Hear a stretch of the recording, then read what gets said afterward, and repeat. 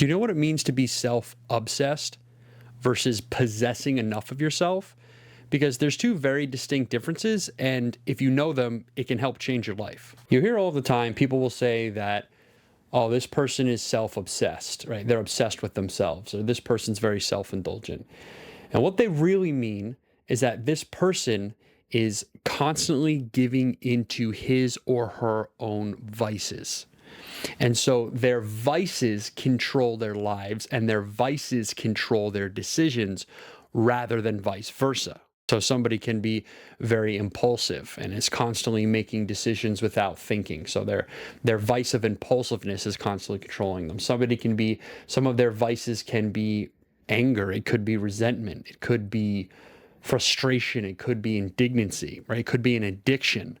And they're constantly giving into these vices. And more often than not, the vices are deciding what decisions these people are making in their lives. And some of these people include yours truly and everyone else you've ever encountered at some point in their life. Their vices run their life. When you're self-obsessed, the vices run the city. No GTA pun required, if you know where I'm coming from. Okay. So when the vices run the city and you're constantly giving into these things, then you become self-obsessed. Is your mind is constantly obsessed with fulfilling these desires and fulfilling these vices, no matter what the cost, right? I find myself here again and again and again.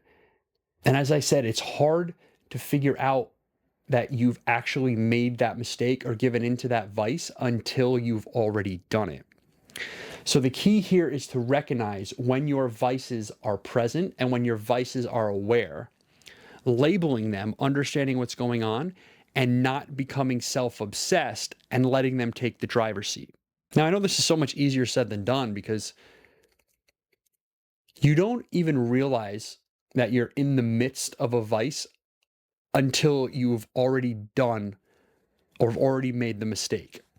I find myself so often in this situation is where I'll remind myself to take the driver's seat, remind myself of what's going on, but then literally sometimes 45 minutes later, I will get into an argument with somebody, and it's not until after the argument I'm like, wait a minute, I didn't do anything that I said I was going to do. And it's not because I didn't want to, it's because I actually wasn't even aware, right? This autopilot turns on and all of these decisions are like automatically made. So your mind's like, oh, when angry, do this, you do this, and then this, or when frustrated, do this, right? And so you have to take control of that autopilot and not let the vices take the driver's seat. And with that awareness, right, comes control. There's this gap, right, between stimulus and response. I'm sure you've heard that before. And it is in that gap that we can choose and decide what decision we can make and what we want to act on. And when you act on the right things, that's when your brain shuts down that autopilot.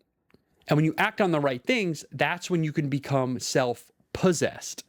And when you're self-possessed, that means you own enough of yourself to make the right decisions.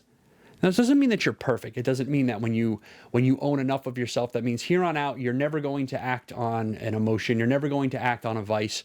It's going to be perfect from here on out. No.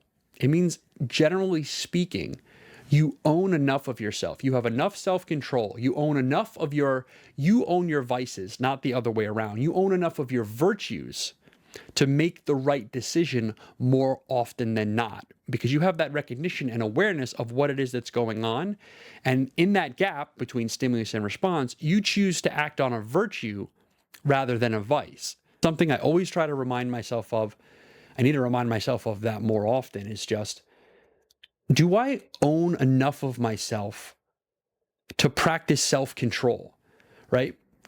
Do I own enough of myself, right? Can I control myself enough to make the right decision? Do I have enough self-control to do that? Or do I want to become a self-obsessed person to where their vices are constantly taking the driver's seat, right? It's mentioned in the Bible, right? It is better for a man to control himself than it is for him to conquer a city. And it's so true. It is so true. It is better to have that self-control than it is to conquer an entire nation, an entire city.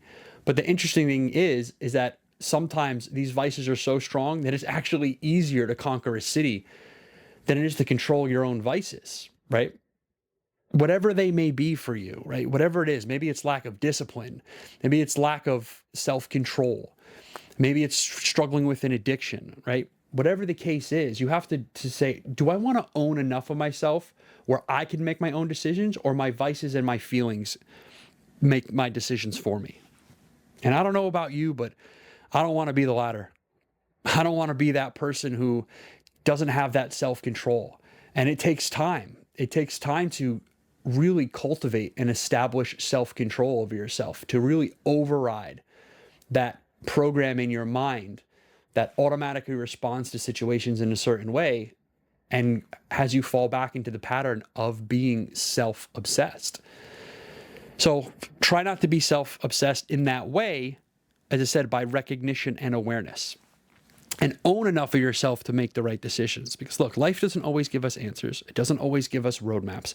But it gives us these moments and these opportunities that we can use to build virtues that we can use later on down in life. And that's what this channel is all about. I'm trying to build a community on people looking to build emotional intelligence tools,